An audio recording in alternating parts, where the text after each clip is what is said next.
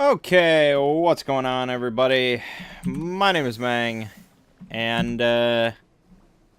yep, another Hanging with Mangg, because it's Sunday today. And, the game that you'll be watching while I do some talking is Sunless Sea, which recently came out of early access on Steam. It's kind of, Lovecraftian-esque exploration horrorness game. That's pretty interesting. A lot of story going on. You should check it out. Anyways,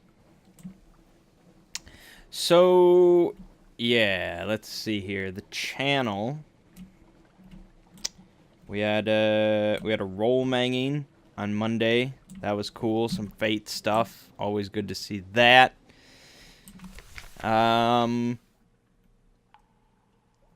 There's something that I'd like to talk about in relation to that roll manging, but based on who watches this video, I don't think I can.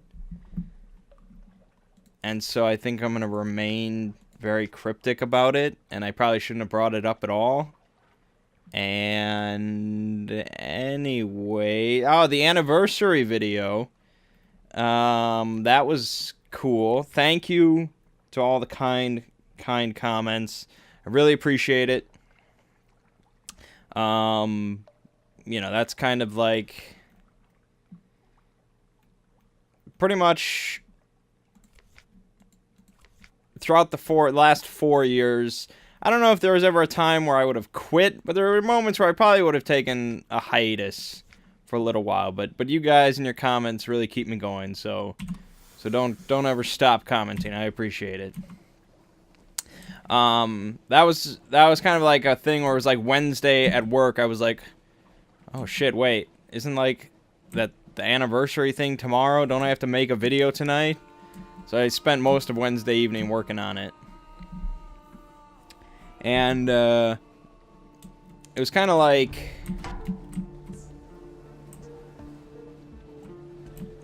it's kind of weird for me to have to go through all my old videos, you know? Like, it feels almost egotistical, I guess. You know, because I have to pick out what moments that I think are the best of my own. So it's kind of like, oh, no, I don't know. I guess it's like an artist making their own greatest hits album. I don't know if they actually do that, but I guess it's kind of similar. But, yeah, I didn't think I actually had that great a variety until the end of the... Like, I didn't think... I thought I had, like, 12 minutes of stuff, and then at the end it was like, oh, 27 minutes, okay. I probably made the To the Moon section a bit longer than I should have. I think I didn't edit that part. It should have been shorter than that. But that was alright, I guess.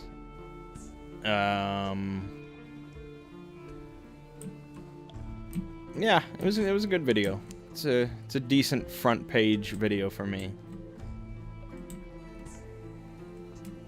So thank you for everybody who submitted suggestions, and thank you to everyone who commented, and you know, thanks to everyone who just watched it. It's great. Good stuff.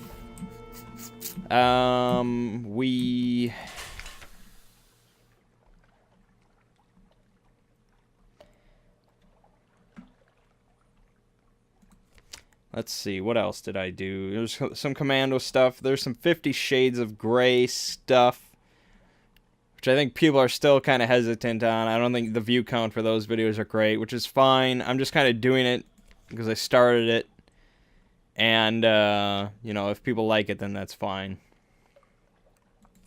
And the movie's coming out. I'm going to see it probably on Saturday or something. So... I don't know. There's probably going to be... There's probably going to be a lot more 50 Shades this week. Because I'd like to have the book done by Saturday. And like I said, I'm not going to read it all on camera. But I need to do a few more videos.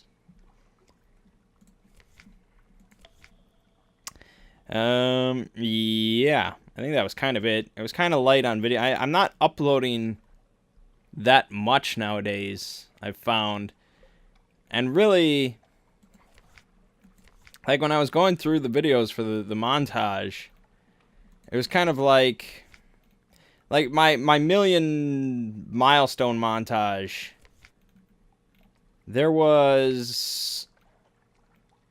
There's a lot of different clips from Let's Plays in that video. Like, all sorts of stuff.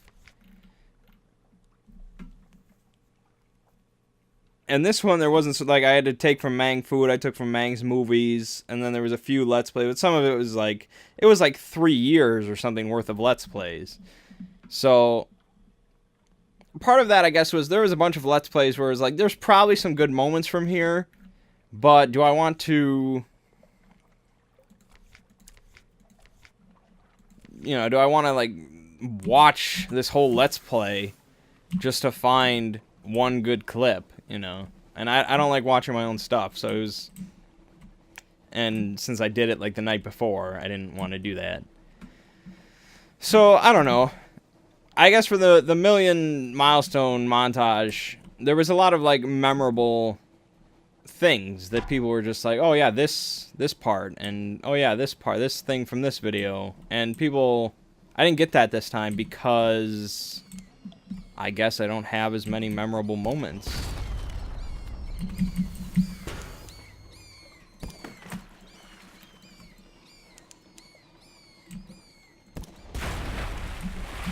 But what are you gonna do, I guess?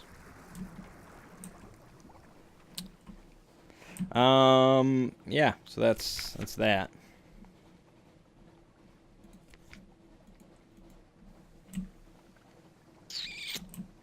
Yeah. So board gaming. Not a tremendous amount. Well, there's a bit. I went over to my sister's house on Friday. And, you know, I've accepted that Cosmic is not a great fit for that group for whatever reason. So, well, I'll try to work them in kind of a different direction, you know. And so, I brought over Lords of Waterdeep, which I think I've talked about on these videos a little bit. You know, it's a Dungeons and Dragons game, but it really has nothing to do with Dungeons and Dragons. It's just a gateway worker placement game, and it's one that I'm pretty familiar with. I played it on iOS a bunch of times. I played it, the board game, once, and I like it. I like playing it. So I figured it's not too heavy. It's kind of like a whole new mechanic, you know, that for somebody that's only played mostly traditional board games and kind of working into the new stuff. Worker placement's kind of like, what? You know? And I could tell when I was explaining it to them that it was kind of like it didn't quite click right away. It took them a little while. So we played Lords of Waterdeep, and I did not win, I can tell you that. My mom actually completely screwed me out of winning on the last turn as like her last action. Without realizing it, just, doop, you can't win. So that was nice. Yeah, we also played some For Sale and some One Night Ultimate Werewolf. Nothing too crazy there. And then today we had some couple guys over and we played some more castles. You know, it is what it is. I did not win, actually. I did not win that game of castles because I think they're starting to adopt my strategy.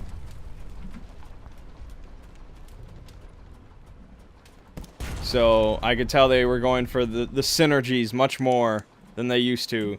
And so I did not win. But I was okay with it. My castle was really slick. And I recorded it, so there'll probably be a board Mangg of that coming pretty soon.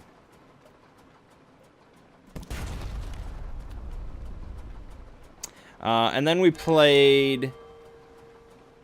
We didn't want to play castles right again 2 times in a row, but we wanted to play something more.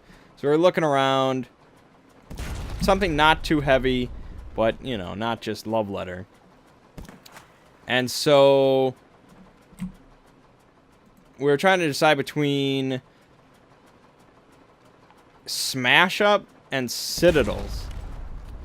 And Citadels is something I bought quite a while ago. I've never played, but I know it's very popular. It's a Fantasy Flight little card game. I don't know how little, actually. I think it's designed by Fiduti, I believe. And so we're trying to decide between the two. I think they're of similar length. I don't know how Citadels is with 3, and it's been a while since I remembered how to play. I learned Citadels, I think, right when I first got it, but then I've forgotten now, so I'd have to kind of relearn it, and that's never great. So, Smash Up, I was pretty sure I could remember. It's not too difficult. So we played 2 games of Smash Up, and I barely lost the first one. I won the second one. And it's a pretty solid game. You know, it's nothing too heavy. It's nothing too crazy. There's a lot of reading, and I think it can cause some analysis paralysis with people just kind of looking at their hands and thinking about all the possibilities. Because there can be a lot of options at hand, you know. You just have this hand of cards, and you have the bases out there, and everybody else's things that are in play, and you're just kind of calculating all these different options. So I guess it's heavier than you might think, I suppose, with just, you know, these cards and kind of the artwork and all the theme going on, and just smashing up 2 crazy combinations, and there's some analysis involved. And so, yeah, I like it. I probably want to get some expansions. I'm probably going to try to get the Cthulhu expansion. Why can't you just call it the Mythos expansion? I know why you can't, because then people, what's a Mythos? I don't know. Oh, Cthulhu! Oh, I know that. The big squid monster. Oh, yeah.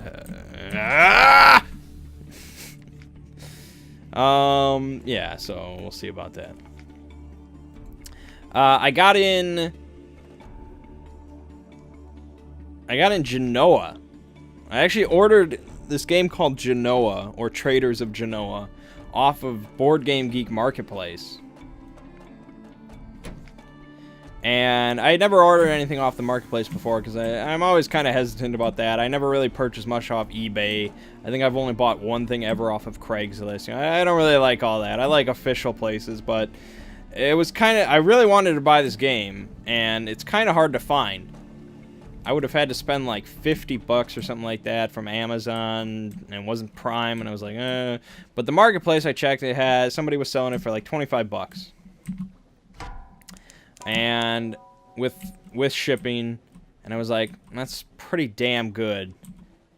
I don't think I can ever beat that anywhere else. So I guess I'll go for it. And so yeah, I ordered off there. She shipped it out right away. It was only $10 shipping, which was pretty reasonable. And it came in, and it was in pretty good condition. I don't really have any complaints, but it wasn't. It was probably my fault I didn't read into it. It wasn't the new edition. It was the older edition, which I think they just changed like the box and artwork and stuff like that. So it's the same game. So whatever. The old one's called Traders of Genoa. And so I was really interested in this game because I wanted a game. Like, I'm always searching now for the next Chinatown, you know? Like, I really like Chinatown. Obviously, it made my number 2. But I want just that little bit more, you know? I just want that little bit more complexity. Where there's just more of it, you know? Like, I want an expansion to Chinatown. That would be incredible. But I just want a little bit more. And so Genoa, which I was just looking around for a trading, negotiation game, stuff like that. It really sounded like 2.5 hours of just huge, plenty negotiation, and you can trade anything. You can trade your hand. You can all sorts of different deals going on. I was like, oh, it sounds awesome. So, yeah, and I was setting it up and learning how to play, and it seems pretty sweet. So, hopefully I get to play that pretty soon. Chinatown is something that I could take over to my sisters, and I have, and we played that, and they liked it. Because Chinatown, anybody can play Chinatown. But Genoa seems like a bit more hardcore, I guess. Yeah, so we'll see about that. And then XCOM is kind of the big game out right now. It just came out. It's the hotness right now, the thing to talk about. And it's the thing to talk about because it's not the first game to involve like an application, an app, you know, from a smart device. But it is kind of the big, yeah, it's I don't even know how I want to say that. Like, it's the forerunner, you know, I guess not even like the app thing is going to make or break it on XCOM, but it's kind of like, here's the big thing from Fantasy Flight. It's based on a license. A lot of people are going to be seeing this and hearing about it, and this is the one that's based on an app, you know. And so, I have no issues with a game involving an app. I guess I can see people's complaints. Well, I guess it depends on their complaint. If their complaint is, I don't like this because in 20 years, you know, who's to say that the app is not going to be supported or something like that? I think that's like the least of your concerns, really. Like, people are going to save shit, you know. For something like that, somebody will keep it on the internet, you know. And then, you know, if you're the type of person that's like, well, what if the internet's not around? How am I going to be able to play it? Like, if you're that type of person, then just keep your own copy of the app somewhere. Like, it's not like it's pure tablets or phones or something. Like, they have a browser app, they have a PC app. You can keep it. You can just buy a computer for like $20, and that's all it does is just has the XCOM app on it. I don't know. Like, that's such a stupid complaint. But the other complaint is they don't like it because they play board games to get away from apps. So here's what you do, is you play board games that don't involve apps. Like, why is that such a difficult concept for people to understand? Like, that's like me saying, like, I don't like that they're coming out with all these romantic comedy movies. This is not what I want in my movie industry. It's just like, you don't have to. It's so stupid. It's so stupid. Like, I guarantee, as big as apps may become or may not become, whatever, they will never completely take over the industry. And they're never going to go into your home and replace all your existing board games and say, yeah, all these use apps now. Go screw yourself. Like, I don't know. People are dumb. That's the answer.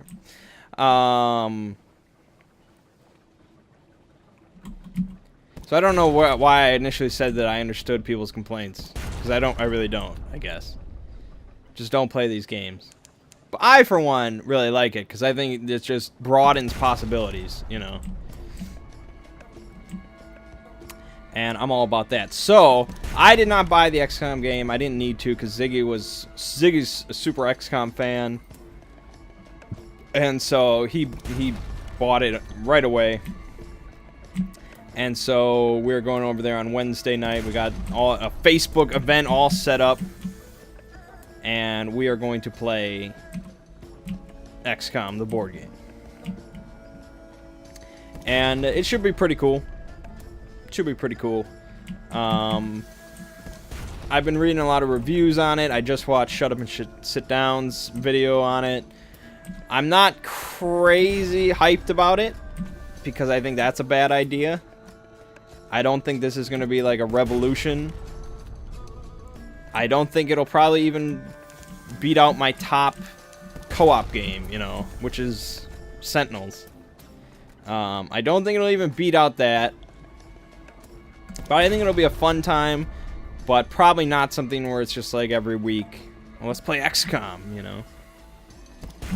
So we'll see. I'll let you know how it is next Sunday.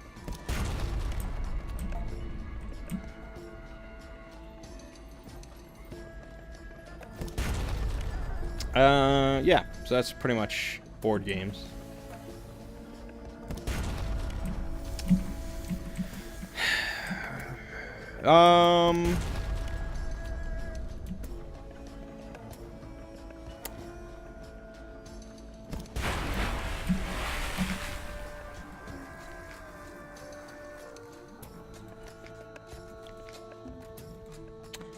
Let's see then.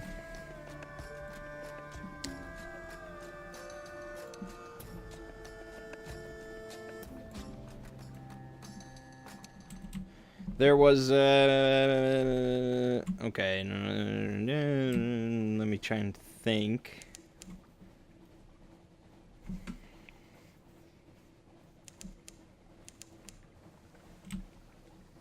What else do I even need to talk about? I don't really talk about much.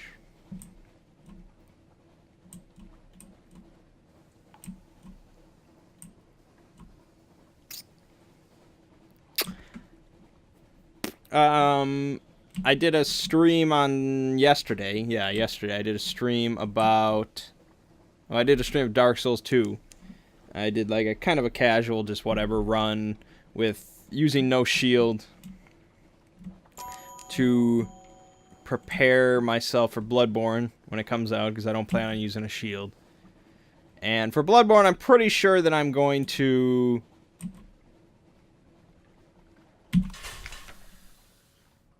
I'm pretty sure that I'm not... Well, I think Reefly gave me the suggestion of maybe streaming my start. Like when I first boot up the game and start playing, maybe stream for a few hours. Just to kind of show it off and, you know, have some fun with that. And then just play through the rest on my own. And then my second playthrough, then I do a Let's Play of that. Once I have a bit more knowledge and I don't have to get all pissed off and crap like that. So I think that is probably my plan for Bloodborne, which should be cool.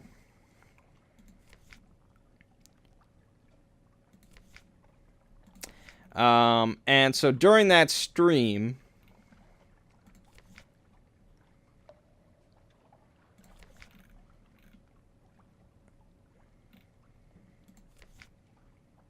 okay. During that stream, Reefly and I chatted briefly about my upcoming Call of Cthulhu campaign.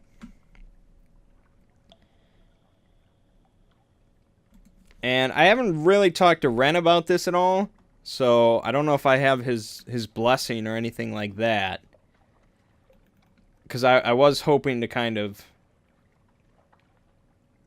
Take over is not the right word, but I guess... switch over as me as DM of this group that we have going, and let me run a Call of Cthulhu campaign with bringing in Ziggy and maybe bringing in one other person, perhaps Reefly. So I don't have his blessing yet, so he may shut it down completely. You never know. This is my campaign, damn it.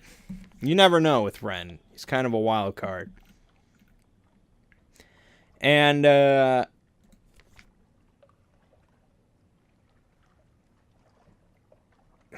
okay. Shit.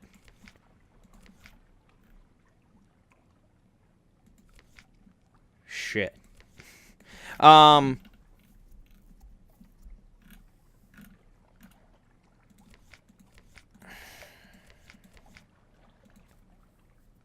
What was I going to say? Oh, okay. So the campaign that I'm going to run, or perhaps run,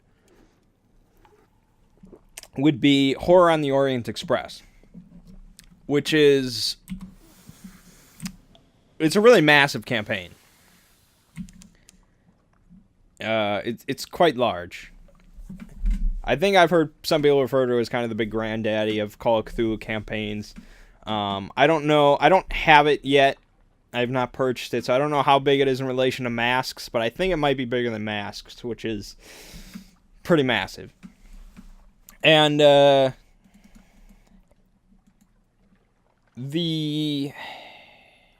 just got reprinted. It just went through a whole Kickstarter thing because for a while, like the English version of it, when it was first came out in English, it was never reprinted. I don't think. So this was kind of a big deal on the Kickstarter, and so it just came out again. You can buy it right now from their website for way too much, or you can buy it on Amazon for like $70, which is probably what I'm going to do.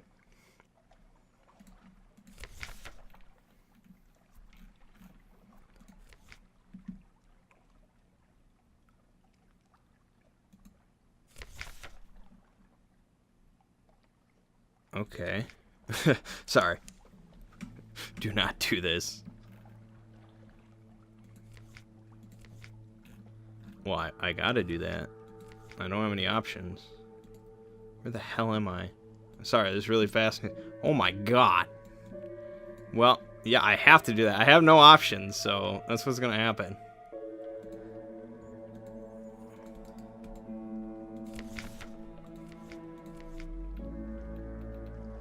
Eat your crew. Oh, no, I'm crazed. Cool. Oh, I can just keep getting fragments. Oh, nice. Okay, I'm just gonna do this for a while, and while I talk. Okay, so yeah, Horror on the Orient Express. It starts in London, I believe. I don't think that's a spoiler. It starts in London, and it's another kind of somewhat globe-trotting adventure where you visit a lot of, you know, locations. You go to Paris, you go to Constantinople, you go to all sorts of different stuff, and there's cultists constantly everywhere, and there's all sorts of horrible things that want the group dead, and it's going to be awesome. It's going to be amazing.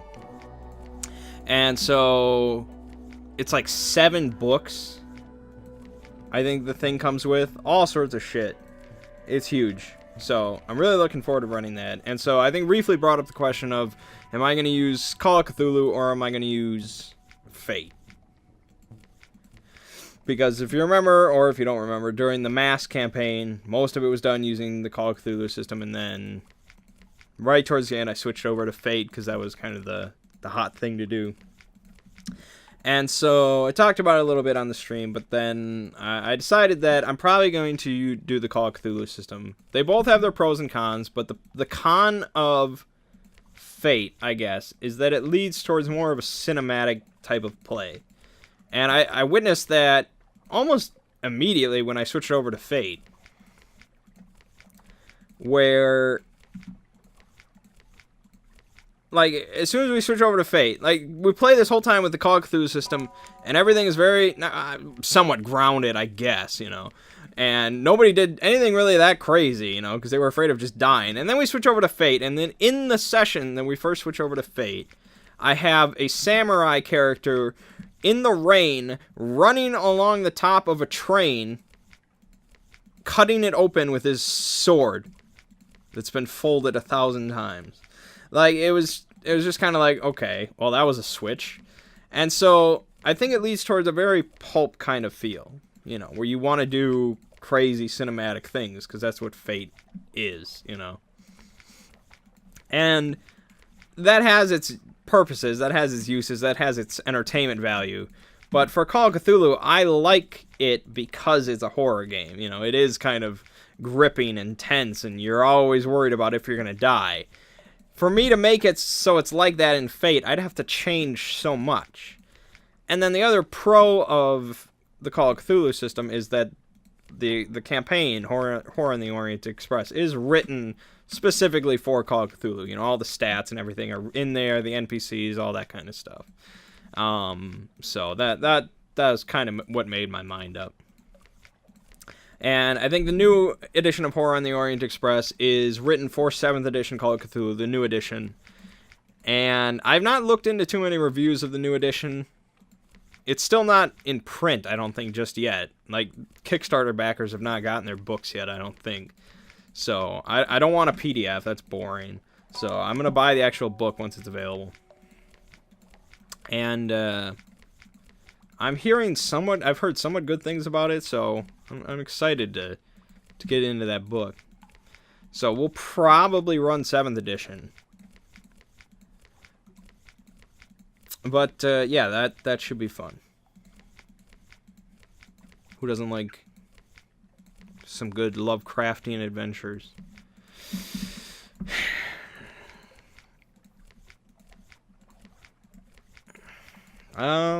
Yeah. I mean, I guess it's kind of it. Like, usually I talk about kind of real life stuff here, going out to bars and things like that. But nothing too crazy happened.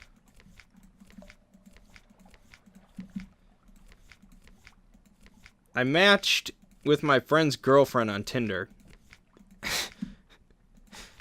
And like he's got kind of like those liver issues that I talked about, and so we all, we keep joking about how he's going to die. And so he said to me the other day, he's like, if I die, you have free opportunity to go after, my girlfriend. And I'm like, okay. He's like, you don't have a chance, but you have my blessing. And I'm like, well, okay, thanks. That's kind of weird. And so, like last night, I'm at Applebee's with a couple other guys, and I suddenly matched with her on Tinder. So I'm like, what the hell is she doing on Tinder at 1 a.m? And so I message her, and I'm like, my friend's dying, so you're already looking for a new boyfriend?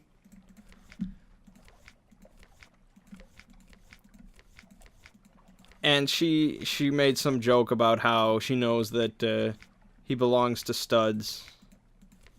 And so she wants him to spend his last moments in bliss. And I'm like, okay. And so I'm like, he told me that after he dies, I have his blessing to court you. But that's after he dies. Ho. She said, well, he just said to give him 3 months. And I'm like, okay, I'll put you on the list then. And then I'm like, to my buddies, I'm like, it's really kind of weird that I'm messaging my friend's girlfriend on Tinder, joking about how after he dies, I'm allowed to go after her. I'm not sure if that's appropriate. Not that I would. Because I'm banking on her roommate, which is why I'm reading 50 Shades of Grey. Because everybody likes 50 Shades of Grey.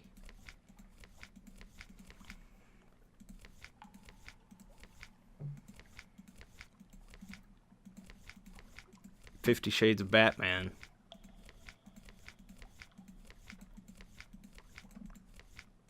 Other than that, not really. Just a boring life. Hopefully next Sunday I'll have a very entertaining story about my trip to the theater to see 50 Shades of Grey. I might do a Mang's movie for that movie. We'll see. It depends on what I think of it. But it would be a good cap off to my reading of the book. And for the record, I don't know if what I'm doing here is actually worth doing. As far as this game, not the book. It might not... I feel like I entered some sort of loop, and I'm exploiting it. But yeah, I guess that's it. There would have been that other topic that I cryptically avoided.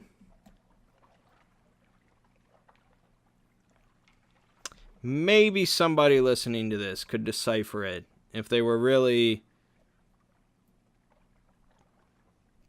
psychological about it. They could analyze my words.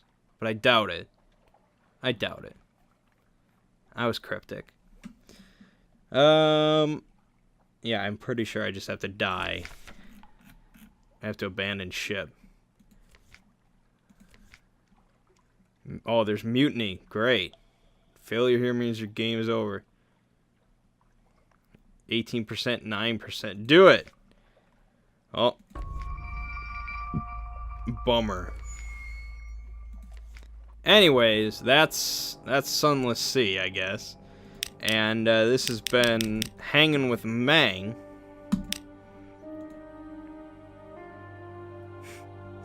And I'll see you fine folks next time.